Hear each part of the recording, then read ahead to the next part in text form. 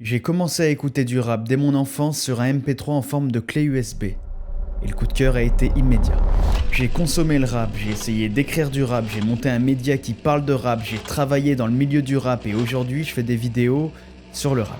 Autant dire qu'aussi loin que je me souvienne, ce genre musical a toujours été central dans ma vie. Et pourtant j'ai l'impression de perdre tout ce qui m'a fait aimer cette culture, les frissons se font de plus en plus rares.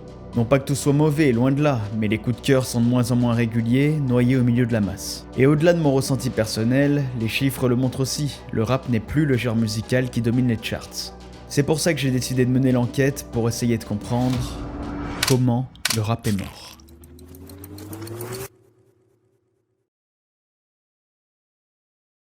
Le rap meurt parce que les rappeurs n'écrivent plus de textes. Et je dis pas ça pour critiquer les rappeurs actuels et la qualité de leurs textes. Non, c'est une vraie méthode qui vient des États-Unis et qui est de plus en plus utilisée par les rappeurs français qui s'appelle la punch-in méthode. Parce qu'à l'époque, quand un rappeur entrait en cabine, il y allait avec son texte écrit au préalable.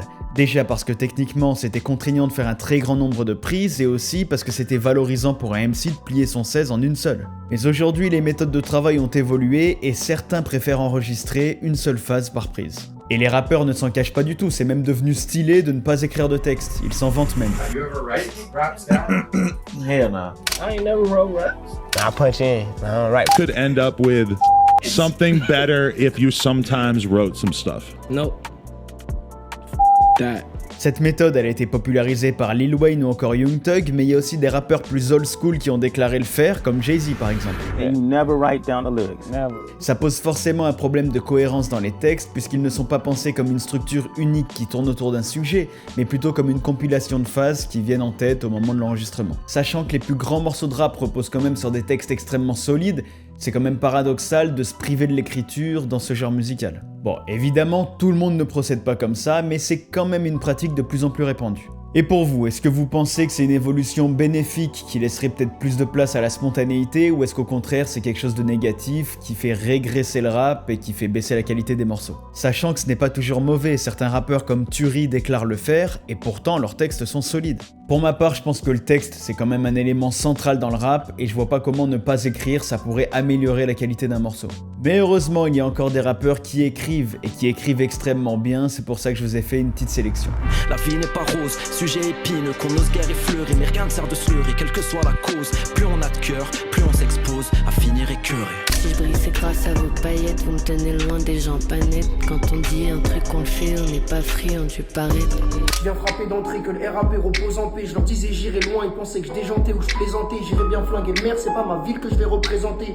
On va finir par s'oublier même si on sait le fréquenter.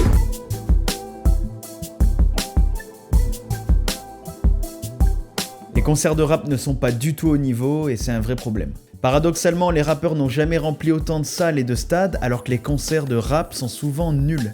Faut dire la vérité. Même si c'est pas le cas pour tous les artistes, il y en a qui font ça très bien et on va en parler juste après. Bon, la première raison déjà, c'est que les showcases ont tué les concerts de rap. Les rappeurs ont baissé leurs exigences parce qu'ils ont vu qu'ils pouvaient faire un set de 15 minutes en full playback devant un public bourré qui va trouver ça extraordinaire. Et en plus, ils vont être super bien payés pour faire ça. Vraiment, le fait que le public tolère le playback dans un concert de rap, je trouve ça absolument lunaire. Et le problème, c'est que c'est souvent les rappeurs confirmés, les plus connus, qui sont censés tirer tout le mouvement vers le haut, qui ne font absolument aucun effort sur scène. Par exemple, pour avoir vu Damso en festival, il est tout seul sur scène. Il n'y a pas un musicien, alors qu'il arrête pas de prôner la musique organique dans toutes ses interviews. Le choix des morceaux est catastrophique, il joue énormément de feats et il rappe très peu. Vous allez me dire, c'était en festival. Mais un rappeur de ce calibre-là, une des plus grosses têtes d'affiche du rap français de ces dernières années, il doit être irréprochable à chaque fois qu'il fait un concert. Pareil pour PNL, je m'attendais à une scénographie de fou vu leur visuel et leur univers, et non, il y avait juste des animations sur un écran géant. Alors que le live, c'est extrêmement important pour qu'un genre musical dure, la connexion avec le public, c'est le moment où tout devient concret.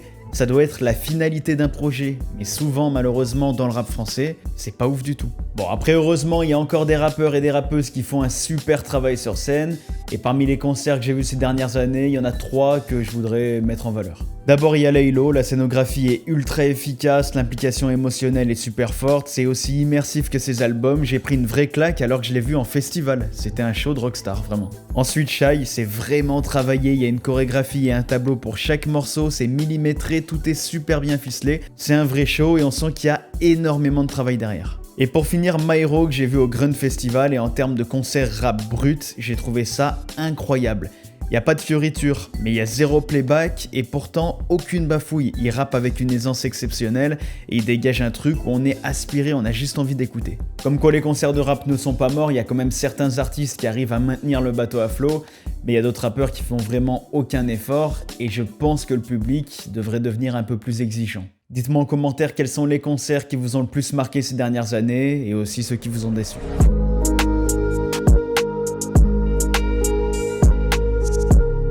Le rap est en train de mourir parce que les morceaux se standardisent. On a l'impression que tous les rappeurs mainstream racontent les mêmes choses et que tous les morceaux se ressemblent. Il y a plusieurs raisons qui expliquent cela. Déjà, la structure des morceaux a évolué pour la simple et bonne raison que la consommation des auditeurs a changé. Et oui, comme pour le cinéma ou la littérature, le public perd en attention au fil des années, donc on a des choses qui doivent être beaucoup plus rythmées et suivre une structure qui correspond aux attentes. C'est pour ça qu'aujourd'hui, il y a plein de morceaux qui commencent par le refrain et que le troisième couplet a quasiment disparu dans le rap français. Il faut tout de suite entrer en matière avec une top line qui rentre en tête et il ne faut pas traîner en longueur sinon l'auditeur skip et c'est pas bon pour les algorithmes, comme pour la création de contenu sur les réseaux sociaux. Là par exemple, il faut vite que je passe sur un autre argument, sinon certains spectateurs vont se lasser et skip la vidéo, ce qui va être très mauvais pour son référencement. Et bah pour la musique, c'est pareil. Ensuite, au niveau de la musicalité dans le monde du mainstream, ça tourne quand même beaucoup en rond. C'est souvent les styles de Ninho, Gims, Tiakola ou Jul qui sont recyclés. On a comme des templates avec quelques grands courants qui sont recyclés par tous les artistes, et c'est quand même rare que les morceaux sortent du lot d'un point de vue créatif, même si bien sûr ça arrive parfois. Et même dans le fond, c'est rare que les rappeurs se démarquent. Par exemple, le mot Viano, j'ai l'impression de l'avoir entendu dans tous les tubes de cette année. Comme si tous les rappeurs étaient devenus fans de Van Mercedes d'un coup. Y'a trop d'œil sur le coupé sport, donc je sors le Viano. Viano, je veux un Viano. Digo j'ai 15 Viano dans le Viano. Donc voilà, j'ai quand même le sentiment que ça tourne beaucoup en rond. Alors qu'à une époque, on pouvait passer de Doc Gynéco à Arsenic en passant par Lunatic ou Oxmo, ils étaient tous au top avec des styles et des propos complètement différents. Mais je suis pas que là pour faire le puriste aigri, il y a quand même toute une flopée de nouveaux artistes comme Asian Crack, Ino Casablanca, Jola Green et encore bien d'autres qui ont une proposition vraiment créative et originale. Mention spéciale aussi à Petite Sœur, Femtogo et Néofront qui nous ont proposé un album de fou cette année qui casse les codes dans le fond comme dans la forme. Et Théodora aussi, même si on sort du rap là, c'est une artiste qui apporte un véritable vent de fraîcheur à la musique française à mon avis.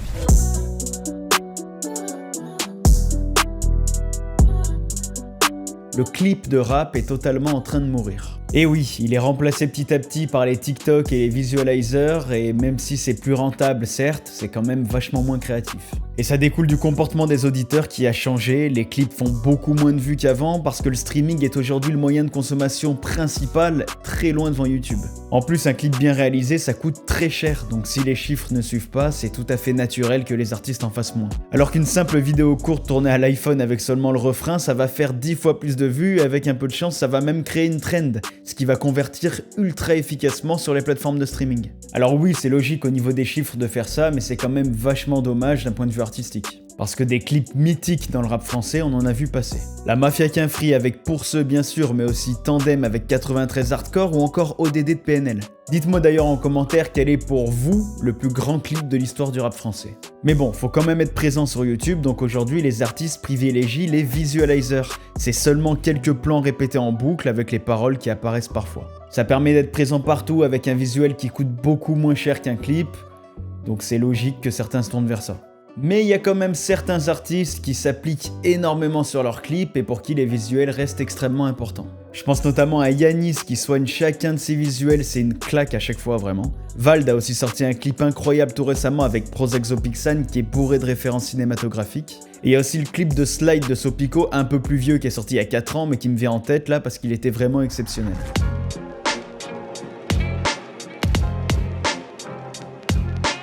Le freestyle de rap est en train de mourir, alors que c'est une discipline qui est extrêmement importante.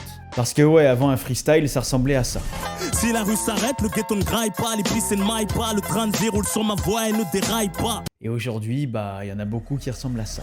J'arrive dans le nouveau Tesla, je vois tout le monde en bizarre, nous on sort du blizzard. Sérieusement, depuis quand c'est devenu tolérable de faire un freestyle en playback? Et c'est même pas juste tolérable, c'est carrément devenu la norme.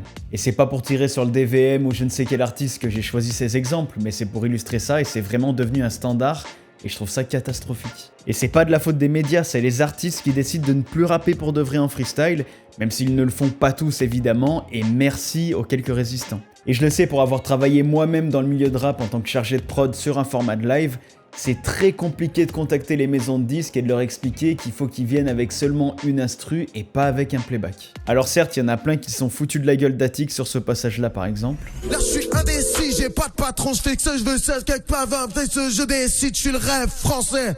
Mais moi je préfère 1000 fois un artiste qui bégaye un peu sur une phase plutôt que quelqu'un qui vient faire tout son freestyle en playback. Ça a aucun sens pour moi. Et puis bafouiller un peu, c'est pas très grave, c'est le jeu, ça fait partie du freestyle. Mais heureusement on a encore d'excellents freestyles et le premier exemple qui me vient en tête actuellement forcément c'est Grunt. Grunt parvient à conserver intacte l'essence même de ce qu'est un freestyle de rap, même quand c'est des artistes novateurs qui sont invités. Mais ce que je trouve dommage par contre, c'est que les artistes mainstream ne se prêtent pas au jeu plus souvent. On avait d'ailleurs Couvre-feu sur OKLM où on avait d'excellents freestyles aussi avec des pointures du rap français et c'est dommage que ça se soit arrêté. C'est quoi pour vous le freestyle le plus légendaire du rap français ?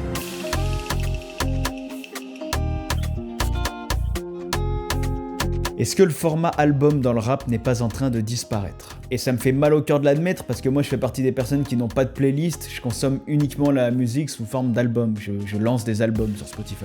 Mais force est de constater que les albums de rap marchent moins bien qu'avant, et le meilleur exemple pour illustrer ça, c'est forcément Gims. Les derniers albums qu'il a sortis, Le Fléau et Les Dernières Volontés de Mozart, ça a été des flops. Gims n'avait jamais aussi peu vendu dans sa carrière, et pourtant il a rebondi et il est revenu encore plus fort qu'avant. Et comment il a fait ? Il a mis en place une stratégie de single redoutablement efficace. Au lieu de sortir un album en one shot, il sort une multitude de petits singles et ça marche super bien, ça lui permet de rester constamment dans l'actu. Spider, Sois pas timide, Ciel, Ninao, Piano, Appelle ta copine, Parisienne, tous ces morceaux ont cartonné, on n'a jamais vu autant de top 1 en si peu de temps pour un artiste. Et tous ces morceaux ils sont réunis dans une espèce d'album évolutif qui s'appelle Le Nord se souvient. Autant dire que je n'aime pas cette stratégie parce que je suis vraiment attaché au format album et pour moi un album ça doit être une proposition ancrée dans son temps, ça doit marquer une époque et pas évoluer sur plusieurs années avec des morceaux qui entrent et qui sortent. Mais par contre on ne peut être qu'admiratif puisque les résultats sont bien là, les chiffres sont vraiment incroyables.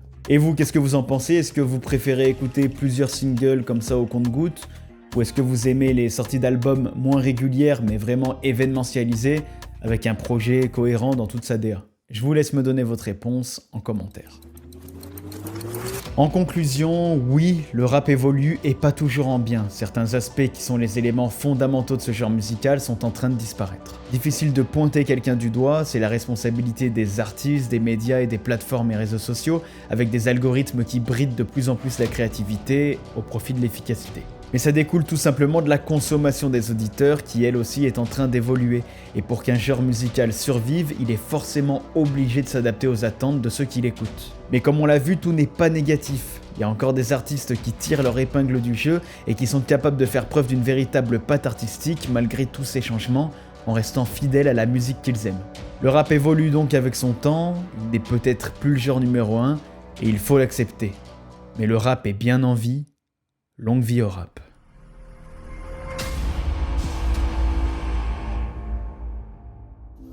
Merci beaucoup à tous d'avoir suivi cette vidéo jusqu'à la fin. N'hésitez surtout pas d'ailleurs à débattre en commentaire sur les différentes thématiques qu'on a abordées. Et si vous voulez soutenir la chaîne, n'hésitez surtout pas à liker la vidéo, à booster la vidéo et à vous abonner. Je vous en serai extrêmement reconnaissant. Et puis on se dit à très vite pour une nouvelle vidéo qui arrive incessamment sous peu. Allez, bisous.